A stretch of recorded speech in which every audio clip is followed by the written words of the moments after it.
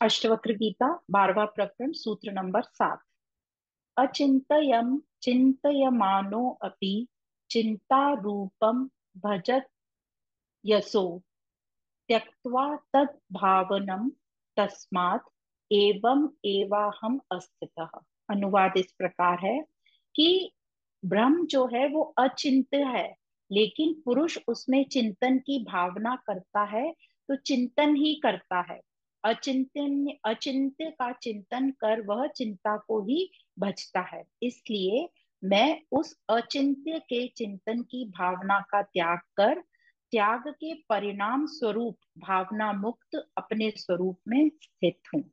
तो यहाँ पर, हाँ, हम फिर से शब्दों का मीनिंग समझ लेते हैं। अचिंत्य मतलब मन बुद्धि द्वारा जिसका चिंतन नहीं किया जा सकता। तो ये ब्रह्म, ऐसा ब्रह्म जिसका चिंतन नहीं किया जा सकता, तो उसका चिंतन करता हुआ भी वो चिंतन को ही भजता रहेगा, वो कहीं पहुंचेगा नहीं। तो आत्मा जो है वो कह रहे हैं चिंतन का विषय नहीं है। इस बात को जानते हुए भी मनुष्य लोग उसका चिंतन करता रहता है। हम सोचते हैं ना, भगवान उसी का हम चिंतन कर रहे हैं, मन में उसकी छवि बना ली हमने, वो सगुण साकार की बना ली। तो अचिंत्य को चिंतन का विषय बनाने के लिए वह सहारा लेता है। किसका सहारा लेता है? सगुण साकार। कोई मूर्ति बना लेगा, कोई चित्र बना लेगा, कोई भाव धर लेगा अपने अंदर। तो इस प्रकार सगुण साकार की उपासना से उसे पहुंचना कहाँ पर है? वो अचिंत्य तक पहुंचना है, निराकार तक पहुंचना है। उसने कोई भाव भी बना लिया, तो उसे कहाँ पहुंचना है? उसे ये भाव को छोड़ना पड़ेगा, उसको निर्भाव होना पड़ेगा। तो भाव से निर्भाव बनना है। सगुण साकार का आपने सहारा भी लिया है, तो उसको पहुंचाना कहाँ है? निर्गुण निराकार तक पहुंचना। तो इसी उपलक्ष्य में यहाँ जनक जी कह रहे हैं कि मैं भावना मुक्त हुआ, मैंने अचिंत्य के चिंतन का भी त्याग किया और मैं स्थित हूँ। तो यहाँ वो क्लियरली बोल रहे हैं कि मैंने उस अचिंत्य का चिंतन भी छोड़ दिया। तो जनक जी जो कह रहे हैं कि चिंतन से मुक्ति मिलेगी, यह भी एक भ्रम है, ये कहना चाह रहे हैं। तो जनक जी कहते हैं मुझे चिंतन की भी अब आवश्यकता नहीं है, क्योंकि भाव में भी साधक बंध जाता है कि अरे आज चिंतन हुआ कि नहीं, अरे आज का रह गया। तो ये चिंता लग गई कि अरे आज तो मैंने किया ही नहीं नाम स्मरण, या आज तो चिंतन हुआ ही नहीं। तो यहाँ पे भी जो चिंता भी लग गई और कर्ता भाव भी आ गया। तो कहने का तात्पर्य यहाँ ये है कि जो अचिंत्य है का जो अचिंत्य को चिंतन का विषय क्यों बनाना? जो जैसा है उसे वैसा ही जान लो, वैसा ही समझ लो। भाव और विचार की क्या आवश्यकता है? पर ये मनुष्य का मन है, ये भाव तो करेगा, विचार भी करेगा। फिर उसको भाव रहित भी होना पड़ेगा, वहां तक पहुंचना है तो विचारों से निर्विचार भी होना पड़ेगा। तो एग्जाम्पल शास्त्रों में ऐसा देते हैं कि जैसे पैर में कांटा चुभ जाए। आप कोई जंगल में जा रहे हो, ट्रैकिंग के लिए जा रहे हो, और आपके पैर में कांटा चुभ गया, तो आप क्या करते हो? वहीं से दूसरा कोई डंठल या डंठल उठाते हो और उससे अपने पैर के कांटे को निकालते हो। जब आपके पैर का कांटा निकल गया, तो आपका पैर का कांटा और वो डंठल दूसरा कांटा, उन दोनों को आप फेंक देते हो। तो इसी प्रकार साकार का आश्रय लेना ठीक है, पर मतलब मूर्ति आदि का साधन लेना ठीक है, पर बाद में सहज रूप से उसका त्याग भी हो जाना चाहिए। तो एक और इससे भी आगे एक स्टेप बोलते हैं शास्त्रों में, लेकिन यदि कांटा हो ही ना तो, पर हमें लगता है कि कांटा है, और कांटा है ही नहीं हमारे पैर के अंदर, और हमें लग रहा है कांटा है, और हम इतने सारे कांटे और उसमें चुबा चुबा के अपने आप को कष्ट देते रहेंगे। और पहला कांटा मन के अंदर बंधन जो लग रहा है, दूसरा कांटा जो हम विधियां करते हैं वो। तो मन का बंधन ही नहीं है, कोई तुम है ही नहीं बंधन, तुम्ही ने अपने आप को भ्रमित कर रखा है कि मैं बंधन में हूं। ये हुआ। तो पहला कांटा बंधन, दूसरा बंधन। कांटा बंधन को मुक्त करने के लिए जो हम इतना क्रियाकलाप करते हैं। इसलिए वेदांत में आचार्यों का कहना है कि जीव को, मनुष्य को उलझना ठीक नहीं है। उसे सीधे सीधे सच समझ लो। इतना उलझ क्यों रहे हो कि पहले ये करेंगे फिर उसको छोड़ेंगे? तो यहाँ समझने की बात यह है कि जो भी भौतिक इंद्रियों से हमें दिखाई देता है, जो भी सब अनुभव होता है, वो सब मिथ्या है, वो सब हमारी कल्पना है। तो जनक जी कहते हैं कि मैं ब्रह्म के चिंतन से के बंधन से भी मुक्त हूँ और मैं स्थित हूँ, मैं अपनी स्थिति में स्थित हूँ। तो इस प्रकार इस 12वें अध्याय का 7वां सूत्र था। अष्टवक्र गीता 12वां प्रकरण सूत्र नंबर 8, ये इस प्रकरण का अंतिम सूत्र है। इस प्रकार है, एवं एव कृतं येन स कृतार्थो भवेत् सौ, एवं एव स्वभावो यह स कृतार्थो भवेत् सौ।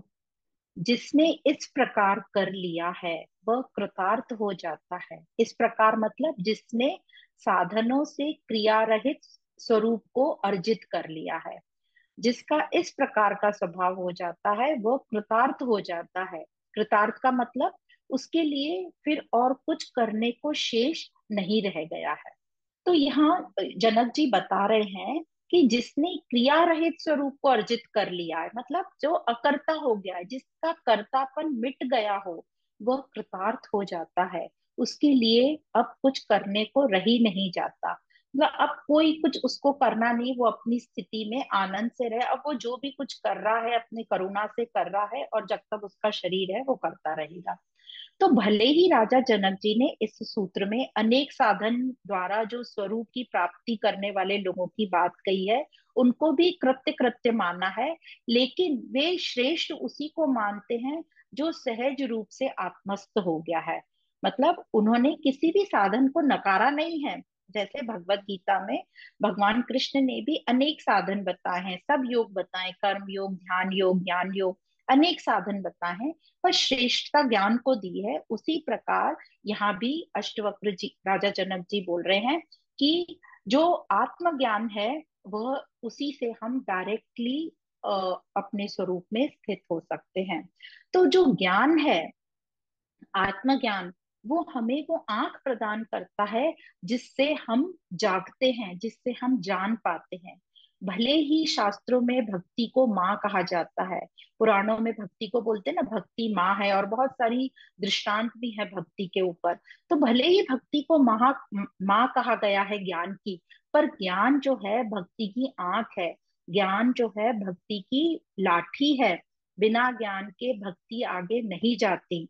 और यदि भक्ति को आप प्रेम मानते हैं तो बिना भक्ति के ज्ञान की शुरुआत नहीं होती। तो ज्ञान जो है कर्ता पर जोर डालता है, हमें कर्तापन पर ले जाता है, और वो दिखाता है कि यहाँ तुम्हें काम करना है। तो ज्ञान से जब कर्तापन पे काम होता है, कर्ता मिटता है, तो निष्कामता आती है। और निष्कामता ही असली भक्ति है। भक्ति मतलब क्या? निष्कामता। तो दोनों एक ही हैं, दोनों में प्रेम अनिवार्य है। भक्ति में समर्पण है, तो ज्ञान में डायरेक्ट डायरेक्ट मिटना है। दोनों अलग हो ही नहीं सकते। यदि एक प्रेम है तो दूसरा क्या है? उसकी आंख है, उसकी लाठी है। तो इस प्रकार ज्ञान की महत्व बताया और राजा जनक की स्थिति बताई, एवं एवाहम अस्थितः। तो इस प्रकार इस 12वें सूत्र में हमने 12वें प्रकरण में हमने 8 सूत्र लिए हैं। एक एक सेकंड में मैं हर सूत्र का एक एक पॉइंट बताती हूँ आपको, ताकि हमें थोड़ी और क्लैरिटी आए। जो पहला सूत्र था 12वें प्रकरण का, उसमें जनक जी ने देखने की बात बताई, मतलब दृष्टा रूप साक्षी भाव से, कि अब मैं किसी भी कर्म के सहारने वाला नहीं हूं। मतलब कोई भी कर्म, कोई भी कंडीशन मुझे स्पर्श नहीं करती, मैं किसी में भी फेर बदल नहीं करता, सिर्फ देखता हूँ। मैं अपने स्वरूप में स्थित हूँ। और दूसरे सूत्र में बताया असह को, पहले में असह था, जो मैं, मुझे कुछ भी चीज स्पर्श नहीं करती। दूसरे में राग द्वेष की बात बताई कि मैं राग और द्वेष दोनों से पार वीतराग में स्थित हूँ। अज्ञानता के कारण मुझ में राग और द्वेष था। तो हमने अज्ञानता की बहुत बात की कि कैसे राग द्वेष होता है, तो उसको हम बार बार समझेंगे और अपने ऊपर काम करेंगे। तो अज्ञानता के कारण राग द्वेष था, मैं अपने में स्थित हूँ। तीसरे सूत्र में कहते हैं, विक्षेप पर बात करते हैं, क्योंकि मैं वीतराग में स्थित हूँ इसलिए सम्यक अध्यास से ही मैं छूट गया। मतलब मैं समाधि रहित हुआ। अध्यास से जो विक्षेप होते हैं उसके कारण, वो किसके कारण थे? अज्ञानता के कारण थे। अज्ञानता के कारण मेरा मन विचलित हो उठता था और समाधि में भी विक्षेप होता था। तो विक्षेप को मिटाने का एक ही तरीका बताया, वो है आत्मज्ञान। और इस प्रकार राजा जनक कहते हैं मैं इससे भी दूर छूट गया, अध्यास से भी, और मैं अपने स्वभाव में स्थित हूँ। चौथे सूत्र में बताया हे और उपादेय, मतलब त्याग और ग्रहण, हर्ष और विषाद, ये अच्छा बुरा ये सब हमें ही अपनी स्थिति से गिराता है, और ये सब अज्ञानता के कारण है, मतलब आत्मज्ञान के अभाव के कारण है। आत्मज्ञान से मुझे हे और उपादेय, हर्ष और दुख, ये सब मेरा मिट गया, मैं स्थित हो गया। फिर पांचवें सूत्र में कहते हैं आश्रम अनाश्रम ध्यान और चित्त, तीन पर बातें करी। और राजा जनक कहते हैं इन तीनों को भी मैंने देख लिया, आत्मज्ञान से मैं इन सब से ऊपर उठ गया और अपने स्वभाव में स्थित हूँ, क्योंकि ये तीनों में भी विक्षेप आते हैं। फिर छठे सूत्र में कहते हैं कर्म और अकर्म की बात, कि कर्म भी वासना से होता है, और कर्म जो त्याग होता है वो भी वासना से होता है, दोनों में ही वासना रहती है, जो कि अज्ञान है। और आत्मज्ञान से दोनों को जब देख लिया जाता है तो हम दोनों से मुक्त हो जाते हैं, ग्रहण और त्याग, या करना और ना करना, या त्याग से मुक्त होकर मैं अपने स्वभाव में स्थित हूँ। और सूत्र नंबर 7 में कहते हैं ब्रह्म जो है अचिंतनीय है, मतलब उसका चिंतन नहीं किया जा सकता। जब नहीं किया जा सकता तो उसमें हम क्यों उलझते हैं। मैं आत्मज्ञान से इन सब से छूटा, मैं स्थित हूँ। और आठवें सूत्र में बताते हैं कि जिसने ये सब कर लिया, इस प्रकार कर लिया, मतलब जो ये आत्मज्ञान समझ के अकर्ता हो गया, अहंकार रहित हो गया, अज्ञान जिसका नष्ट हो गया, जो आत्मा क्रिया रहित है, जिसने इस स्वरूप को अर्जित कर लिया है, वह कृतार्थ है। उसके लिए शेष अब कुछ करने को राही नहीं। चाहे साधन कोई भी हो, किसी भी साधन से किया हो या स्वयं से ही जाना हो, मंजिल एक ही है, मैं स्थित हूँ, मैं अपने स्वभाव में स्थित हूँ। तो ये था राजऋषि जनक का अनुभव, स्वयं की स्थिति का। तो इस प्रकार हमने जाना कि वो स्वयं की स्थिति में तो आ गए, ठीक है, वो उनका जो भी उन्होंने आत्मज्ञान से हासिल किया उनकी वैसी तैयारी थी, पर हमें कैसे करना है और हम कैसे इस आत्मज्ञान में आगे बढ़ सकते हैं, उस बारे में व्याख्यान था।